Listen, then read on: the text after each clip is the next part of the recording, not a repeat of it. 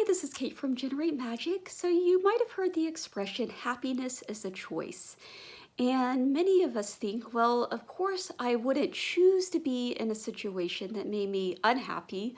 But a lot of times we get into these situations out of a sense of obligation, out of a sense of personal responsibility. And so we get ourselves entangled into these situations where we do feel very unhappy. But when we're in the thick of it, it's very hard to recognize it, precisely what's taking place. And it's not really until we step back from it that we're able to really see exactly what's going on. And this kind of ties into the whole idea of desires as well. And I think most of us know that a lot of the things that we desire are really just trying to cover up a void in a lot of cases, right? Or something inwardly that we feel that we're lacking. And especially when there's a sense of desperation that's tied to the desire. And I think in the case of like love and romantic relationships, I think it's pretty obvious for us to see the connection. It's pretty obvious. I know I've certainly been in situations, right, where I was seeing a romantic relationship as some sort of solution to feel that void or that sense of emptiness that was within myself. But sometimes with other things, it's not so easy to see. And so it's only really recently that I recognized that my desire for external success was related to this void, and really related to this whole idea, which I've talked about before, going back to childhood, that I'm not worthy, that I don't matter, that nobody cares about me, and that somehow if I achieve this success, right, then all of those feelings would go away.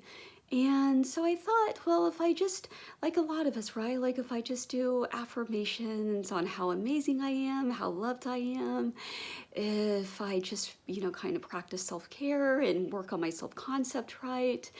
And then, yeah, then that would kind of resolve all of these issues. And then I would get the desire. And so that was kind of the mind frame that I was operating under.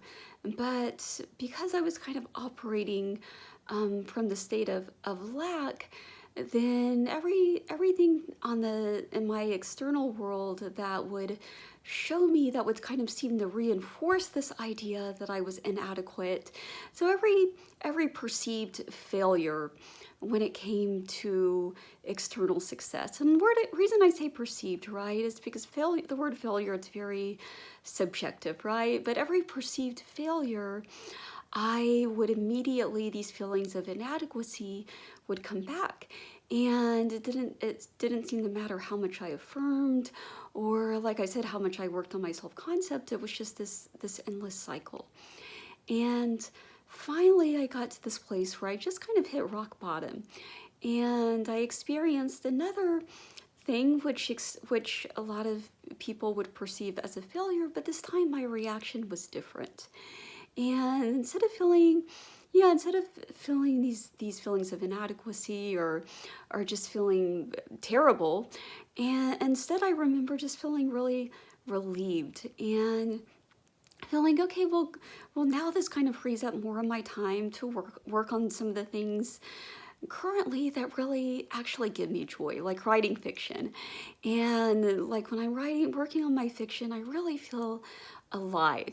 And it's one of those things where I just become like immersed in it, and hours go by and I don't even notice. And I'm sure we all have these things like that, but a lot of times we don't really allow ourselves to fully indulge ourselves like in these pleasures, right? Like with my fiction, for a long time I was kind of holding back, and so it didn't really feel like an enjoyable experience because I was just kind of like dipping my toes in and only allowing myself like a little bit of time each day, because I always felt like there were these more important, quote unquote important things that I needed to be doing or that I should be doing. And then this kind of goes along with A Course in Miracles. And so even though every time I read A Course in Miracles, and especially every time that I do the lessons, because I feel like that's when the real transformation occurs, is when you actually each of the daily lessons, they give you like a mantra, kind of a mantra, and you sort of spend some time reflecting on that mantra.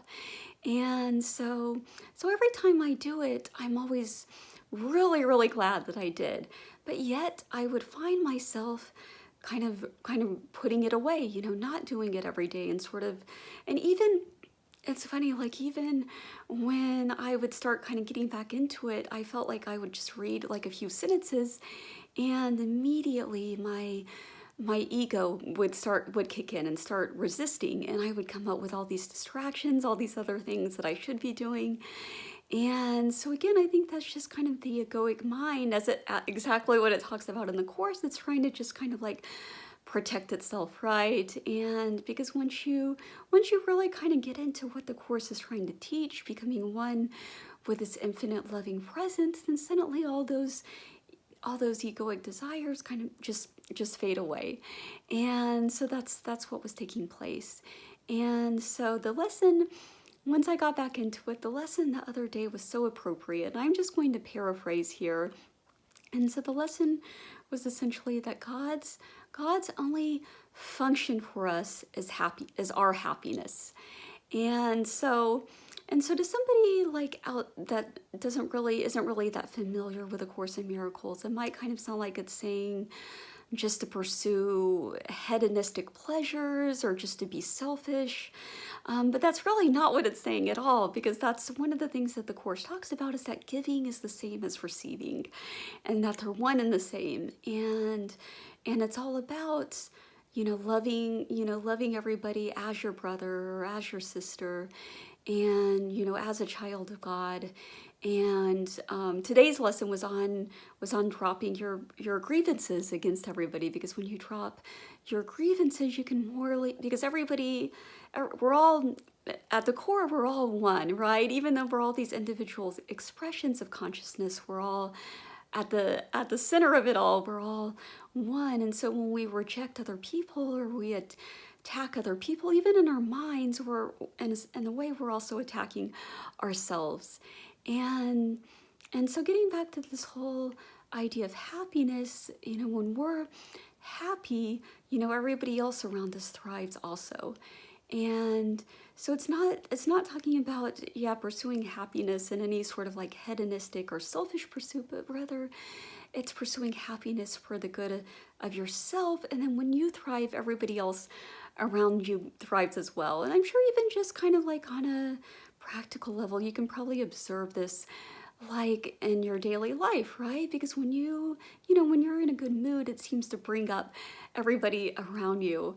Whereas when you're doing a lot of things out of obligation or out of a sense of self-sacrifice, right, then you start to become resentful after a while. And sometimes this resentment manifests outwardly, right? You start kind of yelling or snapping at other people, taking it out on your loved ones. Or even if you're feeling this resentment inwardly, people around you, they can still feel it. They can still pick up on it. And so the message is first of all to always to choose your own happiness, right? To not do something out of a sense of obligation, or not doing something because you feel like you should be doing it. And with these particular business pursuits, there was just kind of this sense of obligation that was attached to it. There was this sense of trying to fill this void, which can never really be filled, right? Because the thing is that what I recognized once I felt the sense of relief was that there was nothing to prove, right? That I was already worthy, that I already mattered. And you really kind of have to recognize this truth within yourself, right? Nothing out there is going to show it to you. And and sometimes, and it's very hard to grasp this on an intellectual level, right? Like sometimes we just have to experience it to finally recognize the truth in it. And in the same way, I recognize like a lot of relationships in the past where I was very unhappy in these relationships, but yet I was persisting in them out of the sense of obligation, or out of the sense of not wanting to be seen as a failure, right? or not wanting to let the other person down.